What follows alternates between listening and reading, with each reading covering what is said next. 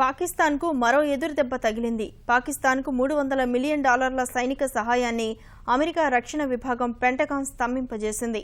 హక్కానీ తీవ్రవాద సంస్థపై పాక్ సర్కారు తగిన చర్యలు తీసుకుంటుందని అమెరికా కాంగ్రెస్కు ఆ దేశ రక్షణ మంత్రి ఆస్టాన్ కార్టర్ ఖచ్చితంగా చెప్పలేకపోవడంతో సైనిక సాయం నిలిచిపోయింది. ఆఫ్ఘనిస్తాన్లో అమెరికా కార్యకలాపాలకు పాక్ ఇచ్చే మద్దతుకు బదులుగా భాగస్వామ్య మద్దతు నిధి కింద అగ్రరాజ్యం సైనిక సాయం అందిస్తోంది. రక్షణ మంత్రి ఎలాంటి హామీ ఇవ్వలేకపోవడంతో 2015వ సంవత్సరానికి చెందిన ఆ మొత్తంలో ఇక ఎలాంటి అదనపు చెల్లింపులు చేసే అవకాశం లేదని పెంటగాన్ అధికార ప్రతినిధి తెలిపారు.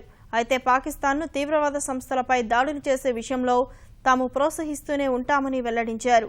భాగస్వామ్య మద్దతు నిధి కింద 2002 వరకు $14 మిలియన్ సాయం పొందిన పాకిస్తాన్ ఆ నిధిని అత్యధికంగా పొందే దేశాల్లో పెద్దది. ఈ ఏడాది $900 మిలియన్ సాయం ఆ దేశానికి చేయాలని అమెరికా నిర్ణయించింది. వాటిలో $300 మిలియన్ పాకిస్తాన్ చేసే పోరాటంపై అమెరికా రక్షణ మంత్రి ఇచ్చే హామీ ఆధారంగా అందజేయనున్నారు. అయితే ఇలా రక్షణ మంత్రిని అమెరికా కాంగ్రెస్ హామీ అడగడం ఇదే తొలిసారి.